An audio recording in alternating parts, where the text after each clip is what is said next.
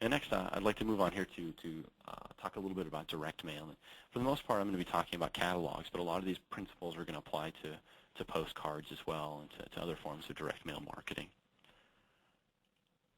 Just some characteristics for us to talk about for the catalog marketing as we did for email. It's traditional, and what I mean there is it's something that our industry has mastered to some degree. It's proven itself to work for us. The ROI is proven. It's carried our industry for a very long time, and it has done a very good job of doing that. As a result, it became the flagship. The only real downside is that it is pretty costly, both in terms of the amount of money we spend on it and the amount of time our staff has to work on these things. It's an effort that's not just marketing. It's not just program staff. It's a lot of interaction. It's a lot of work, to be honest. So even a good team, can get one of those things out in a couple of weeks, but I mean, they could be doing something else with their time as well. Next, I want to talk about a wish list here for some brochures, because a lot of what we do a lot of what we don't do is measure with the same rigor that we do with email marketing for catalogs. So I put together this little wish list. This is what I would like. I'd like to know every time we send catalogs and postcards exactly how many we sent. Also, I would really like to know, whether it's possible or not is another question, but I'd really like to know how many of those just hit the trash as soon as they get there. And we may not be able to know this, but we can know the inverse of how many people actually read those things and end up converting eventually. And the next bit would be, wow, wouldn't it be cool to know how many people just pass it on to their friends? I'm sure some of us have seen that. Somebody comes in and says, I got this catalog from a friend, and they suggested this class. And a lot of that can go on, maybe more so with emails, but who knows? It would be nice to know. It'd also be fantastic to know how many people called in to register for a class from the catalog, and how many people went from the catalog to the website. This is a little easier to figure out. You just have to set up the systems for it. But with some Google Analytics and some domain forwarding practices, you could do the website aspect of it. And you can do the same thing with phone numbers. A lot of websites are doing that. Special phone number that just routes. They can track the number of calls to that particular phone number you can only find in one place, and could be pretty valuable as well. And more importantly, of course, is also in that last stage there in email was how many conversions do we get? How many people who we sent catalogs to actually signed up for classes and gave us money? And what's the easiest to grasp, in my opinion, is probably this concept that we send everybody these catalogs, and we want them to walk in with the catalog to show us that that's how they found out about our class when they register.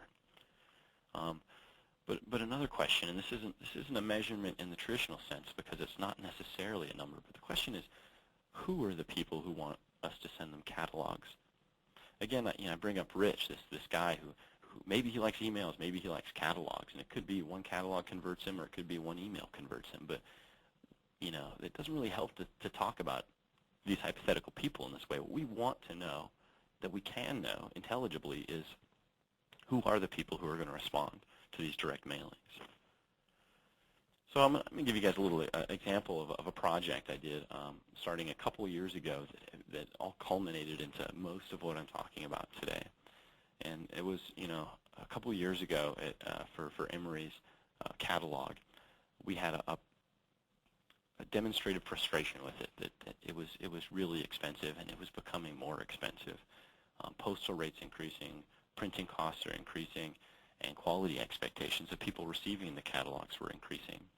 And that's not just because of necessarily our catalog and that we're putting better images in it all the time, so people are always expecting the new sexy thing to come from you, but that's everybody that's sending anybody anything, and that's even coming from emails. It's the sense of the quality has to be there, everything has to look good, and it has to look better all of the time. Makes catalogs a lot more expensive. Or 2 years ago, a catalog could have cost to send and print in bulk 35 cents. Today costs as much as 50 cents. That's a huge spike.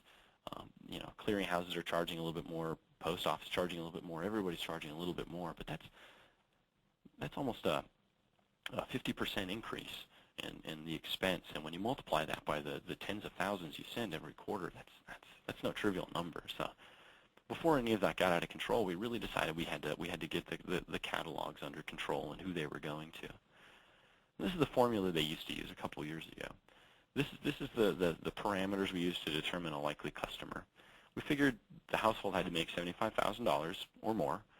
Basically, they had to be able to afford a lot of the classes we went to, and figured anything less was just not, it may be insulting to ask them to take a $700 project management class. Next, we need them to have a 4-year degree, because a lot of our offerings require 4-year degrees. So let's not send catalogs to people who don't have those. And finally, we want to send everybody within a 10-mile radius of our campus. They better be able to get here. In Atlanta, we have a really big traffic problem. So anything further than 10 miles is probably just not doable, or it's just asking way too much of people. We put these three together, and you get what we call a likely candidate, or so we thought. In actuality, we were pretty unhappy with the results. And when you look at the three variables that they had set up years ago for the mail marketing campaign, I found it interesting that the first two aren't really parameters for describing a likely candidate. Those are almost, especially the second one, pre-reqs. And those aren't really good ways of finding a likely candidate. That's just a person who can can actually take the classes that you offer.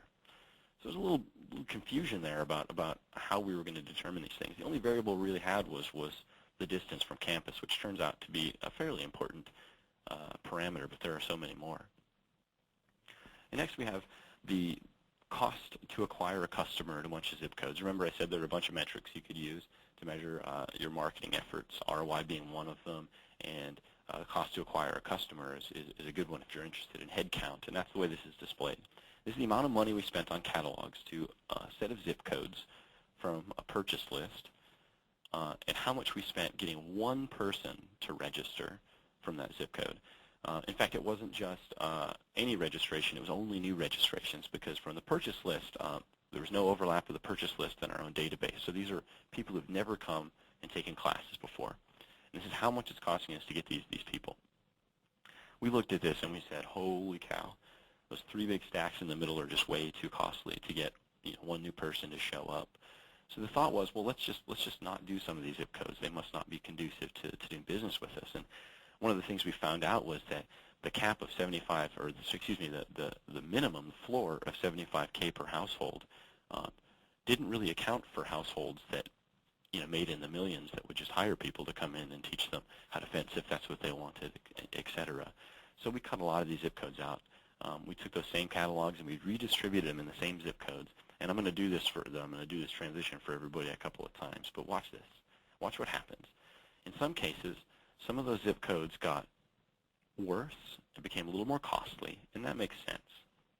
You especially see that at the right. I'm going to do that again. If you look at the right of the chart, you had some pretty good numbers down there. $68 to acquire new registrations, not bad when you look at the entire array, the gamut of what Emory's programs are. That's okay. Could be better, but that's okay.